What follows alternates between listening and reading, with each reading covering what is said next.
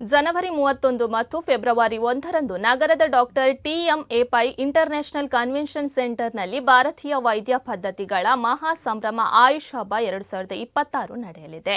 ವಿವಿಧ ಆಯುಷ್ ಕಾಲೇಜುಗಳು, ಸಂಘಟನೆಗಳು ಮತ್ತು ವೃತ್ತಿನಿರತ ವೈದ್ಯರ ಸಹಭಾಗಿತ್ವದಲ್ಲಿ ಇದನ್ನು ಆಯೋಜಿಸಲಾಗಿದೆ ಎಂದು ಆಯುಷ್ ಹಬ್ಬ ಸಮಿತಿ 2026ರ ಗೌರವಾಧ್ಯಕ್ಷರಾದ ಡಾಕ್ಟರ್ ಆಶಾ ಜ್ಯೋತಿ ಮಾಲಾಡಿ ತಿಳಿಸಿದ್ದಾರೆ.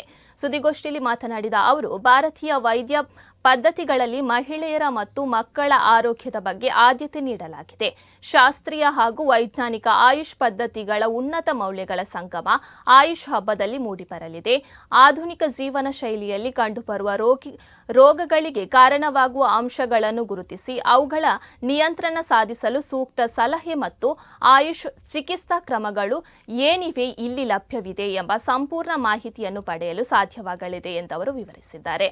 ಈ ಸಂದರ್ಭದಲ್ಲಿ ಆಯುಷ್ ಹಬ್ಬ 2026 ಸಮಿತಿಯ ಸದಸ್ಯರಾದ ಡಾಕ್ಟರ್ ದೇವದಾಸ್ ಪುತ್ರನ್, ಡಾಕ್ಟರ್ ಜ್ಯೋತ್ನಾ ಸೇರಿದಂತೆ ಮತ್ತಿತರರು ಉಪಸ್ಥಿತರಿದ್ದರು.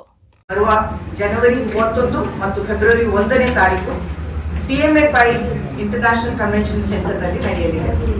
10 ವರ್ಷದ ಬಳಿಕ ಹೇಳಿದ್ರೆ 2015ರಲ್ಲಿ ಒಮ್ಮೆ ನಡೆದಿತ್ತು. ಈಗ 10 ವರ್ಷದ ಬಳಿಕ ಮತ್ತೊಮ್ಮೆ ನಾವು ಆಯುಷ್ ಹಬ್ಬದೊಂದಿಗೆ ನಿಮ್ಮ ಜನತೆಯ ಮುಂದೆ ನಾವು ಸಜ್ಜಾಗಿ ನಿಂತಿದ್ದೇವೆ.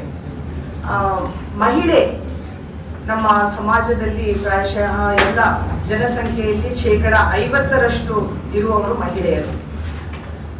ಮಹಿಳೆ ಅಂತ ಹೇಳಿದ್ರೆ ನಿಮ್ಗೆಲ್ಲ ಗೊತ್ತು, ಮಹಿಳೆ ಸಮಾಜದ ಕಣ್ಣು ಅಂತ ಹೇಳುವಂಥದ್ದು. ಅವಳ ಆರೋಗ್ಯ ಅತ್ಯಂತ ಮುಖ್ಯ.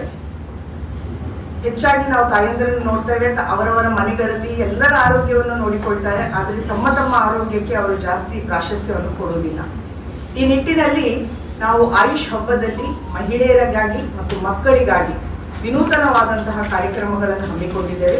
ಈ ವಿಚಾರದಲ್ಲಿ ಹ್ಯಾಪಿ ಪೀರಿಯಡ್ಸ್ ಮತ್ತು ಇದು ಬ್ಯೂಟಿ ಆ್ಯಂಡ್ ವೆಲ್ನೆಸ್ ಫೆಸ್ಟಿವಲ್ಸ್ ಆಗಿರುತ್ತದೆ.